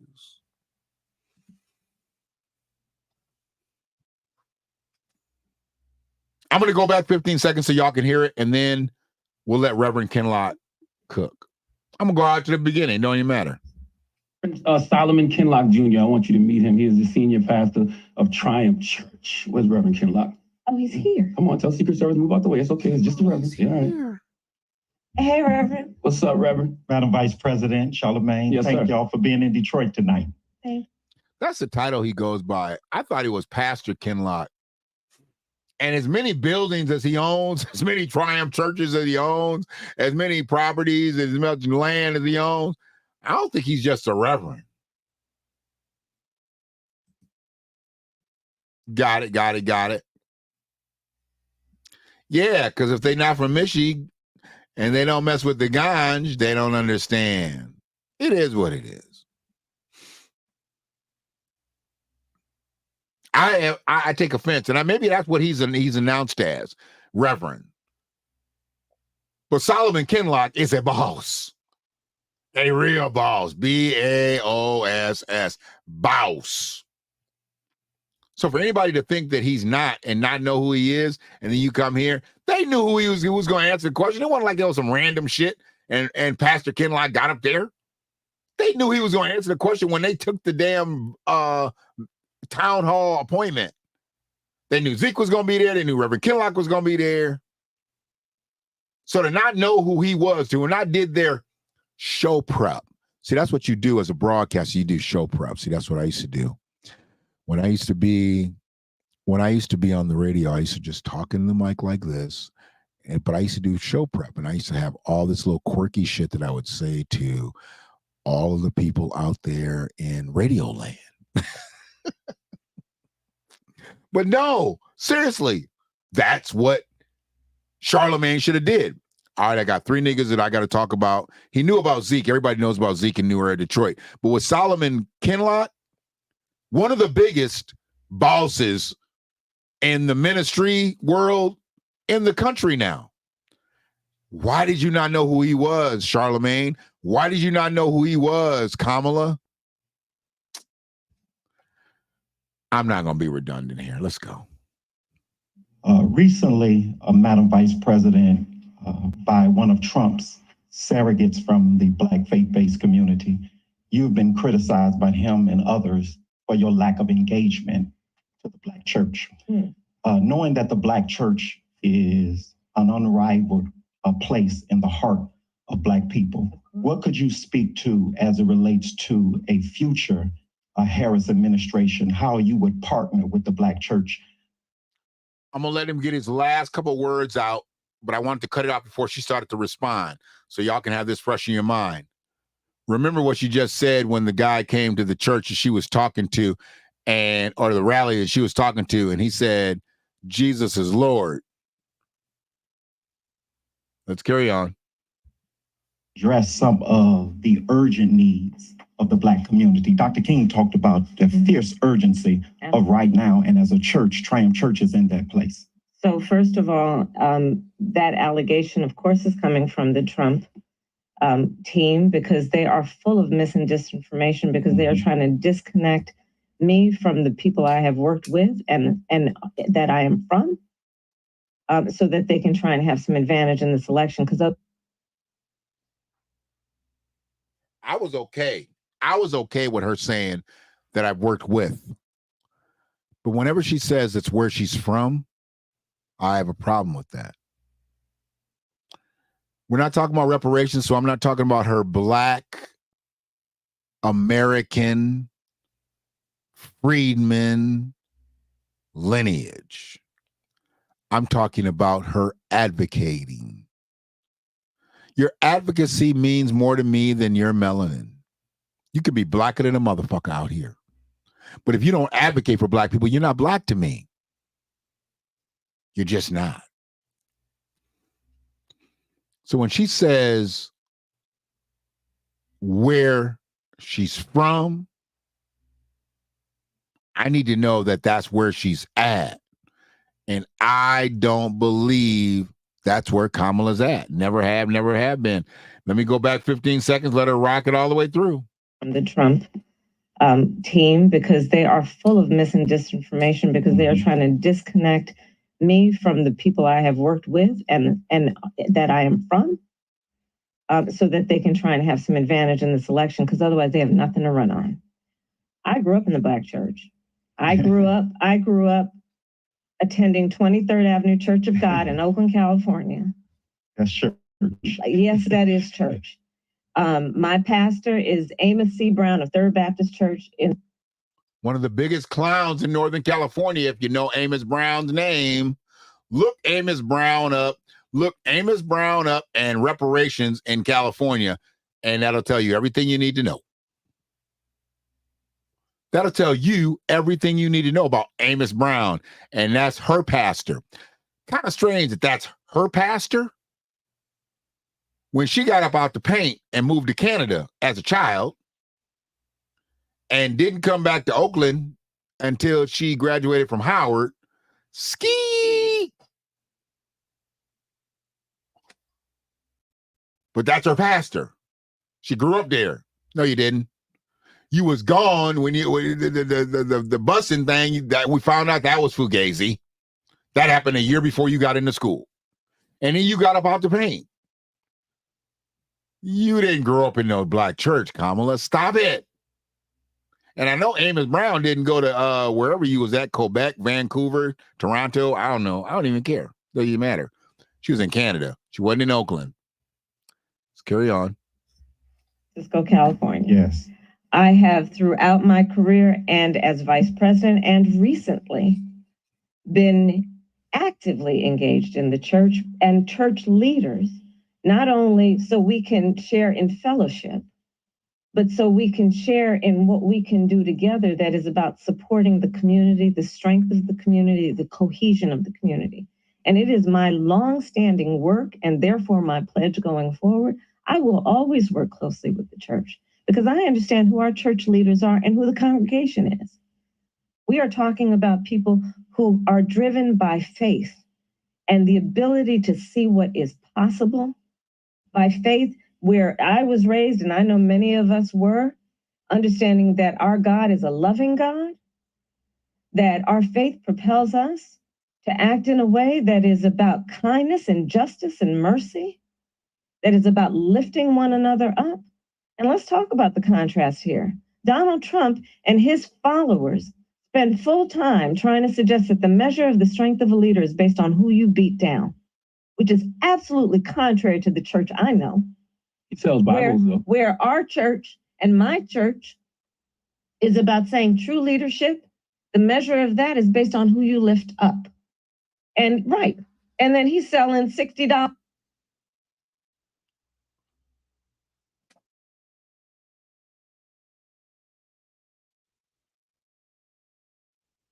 I thought she actually had overrode what Charlamagne had said, but I didn't realize she ended up responding to it right there at the end, because this is almost over. It's got about 20 seconds left.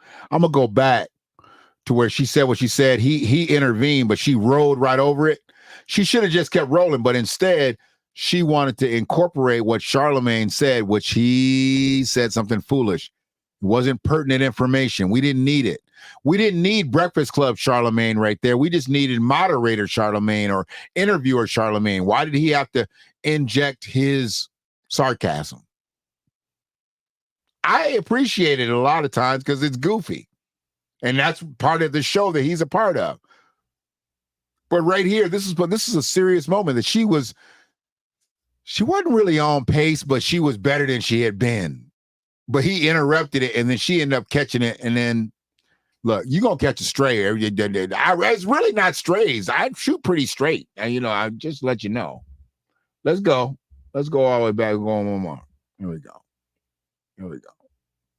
Mercy that is about lifting one another up. And let's talk about the contrast here.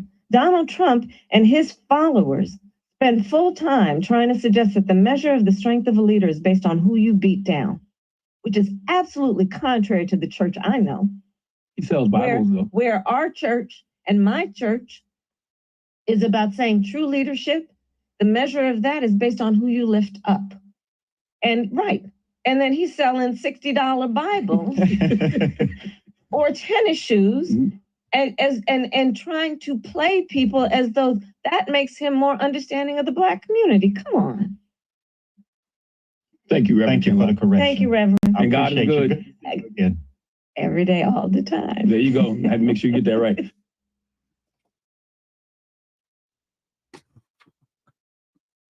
I record so much of this stuff, man. I forgot that they said that.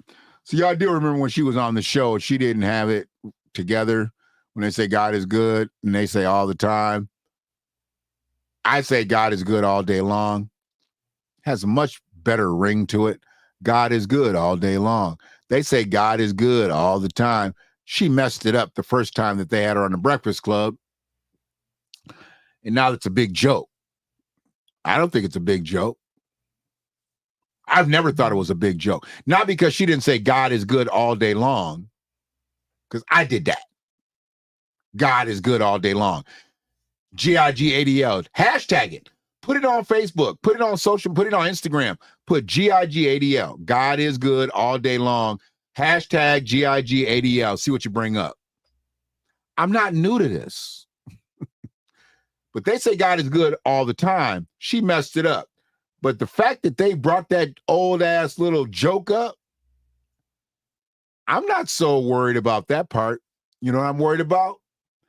If you was raised in a Black church, you never would have messed it up in the first place, Kamala. Let's just go back 30 seconds. Bam, bam.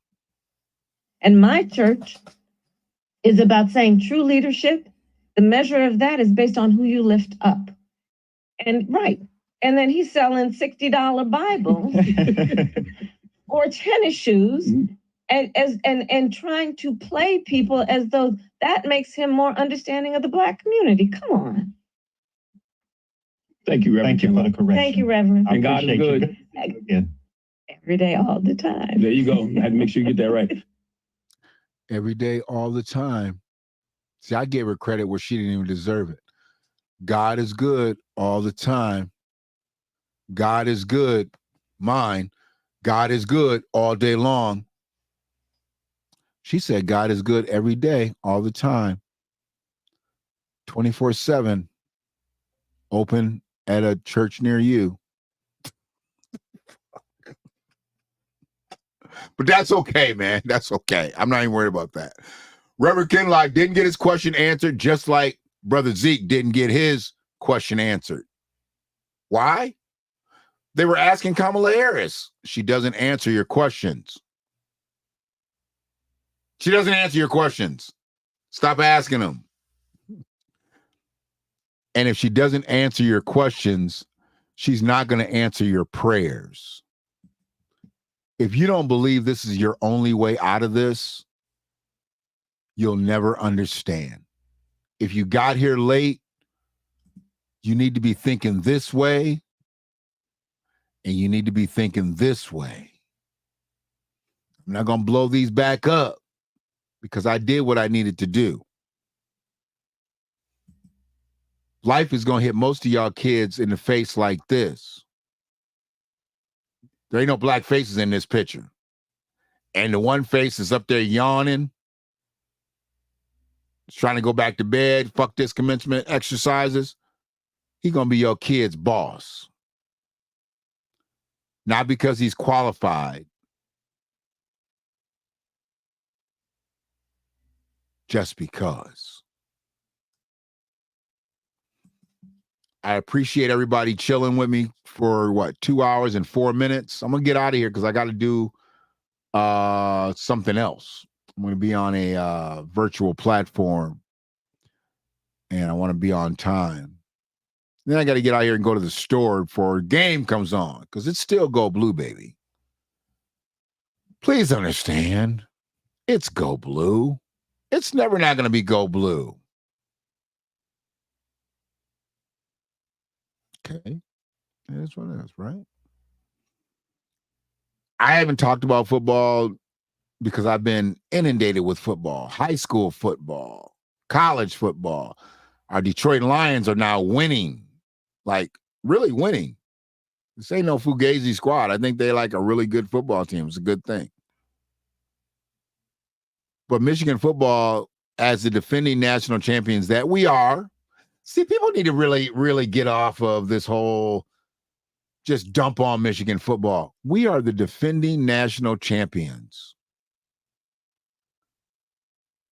Who is the defending national champions? We are? Who was third place runner-up?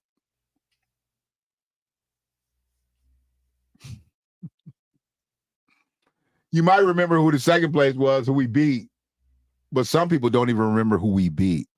Some people told me that Alabama was a team that we beat for the national championship. No, that was the game to get to the national championship.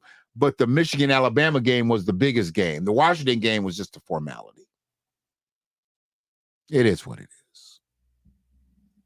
Like it or love it. I don't even care if you hate it. You just won't be around. I'm in here pushing these buttons. I'm in here making this happen the way I need to make it happen. I appreciate everybody that checked out the stream today. The stream was brought to you by me. That's who the stream was brought to you by. Me, the villager on deck. Shannon, brother Shannon, Shannon Keith. 2 hours and 7 minutes. No interviews. A couple phone calls, but they didn't have nothing to do with the video. Some aided audio, absolutely citing fair use to everything that I use today.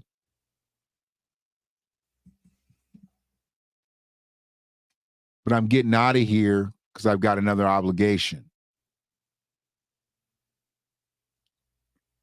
If you learn something today, that's what I need. If I rehash something for you today, that's what I need. If you sat here for 2 hours, 7 minutes, 44, 45, 46, 47 seconds and didn't learn a thing, you are a lonely motherfucker. And for all that, anybody that does that and you don't learn nothing from me when I'm doing my thing, I can tell you right now, I know you're not real. You definitely not real. Appreciate your Michigans. Appreciate your sister Aisha. I know Brother Donald's out there. He said he's had to do some cooking to get some cooking going. Appreciate y'all being here. Because all I need is for just one set of ears to hear what I have to say. And they'll carry it on to 3. You know, something good happens to us, we tell 3 people. Something bad happens to us, we tell 10. Well, ain't nothing bad gonna happen to us. But for the people that just lurked and probably learned, but listen,